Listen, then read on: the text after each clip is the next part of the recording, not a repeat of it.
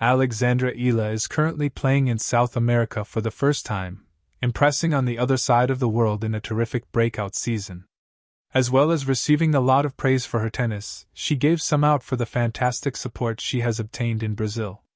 She has had a flawless start to the 250 tournament, defeating French qualifier Yasmin Mansouri 6-0, 6-2, before overcoming Julia Riera 6-1, 6-4, to book her place in the quarterfinals of the Sao Paolo Open. This is her third WTA last 8 appearance of the year. The number 3 seed looks like one of the favorites to take the title, but it will be tough with Brazilian number 1 Beatriz Haddad Maia still in the competition. They could potentially meet in the final, with the crowds obviously not going to side with Eala. However, so far Eala has been very impressed by the support she has received. She credited their hospitality and even went on to equate them to the support she receives back in her home country, the Philippines. During her post-match interview after her last 16 victory, Eala said, "I said the other day that the Brazilians are super hospitable. That's one thing I think you have in common with the Philippines, so I'm feeling at home. I loved the atmosphere tonight." The Brazilian fans and culture have found a special place in the 20-year-old's heart. In her first time visiting South America, Eala revealed that she wants to learn more about the culture of the continent. However, she is keeping tennis as her main focus as she targets a second WTA title.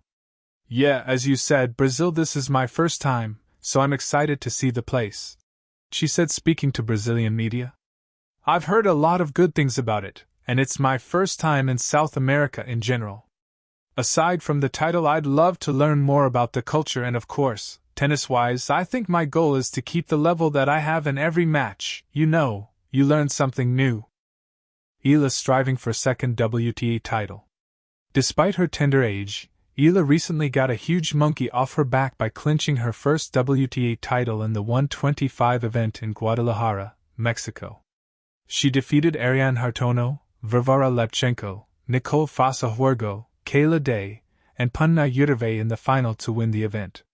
She only dropped 2 sets throughout, and played some dominant tennis. It may have been her first triumph on tour, but it probably should have been her second. In Eastbourne, she came ultimately close to claiming the title but just missed out to Aussie Maya Joint in an engaging final. She made history for her country, being the first Filipino to make a final of a tour event, defeating the likes of Elena Ostapenko and Diana Yastremska along the way. She clawed her way back into the match after conjuring up a dominant second set. In the tiebreak, she earned herself 4 championship points, but was unable to take any of them. Joint punished her, snatching the title away from the emotional Eala. Prior to this, she also had a breakthrough run at the Masters 1000 event in Miami.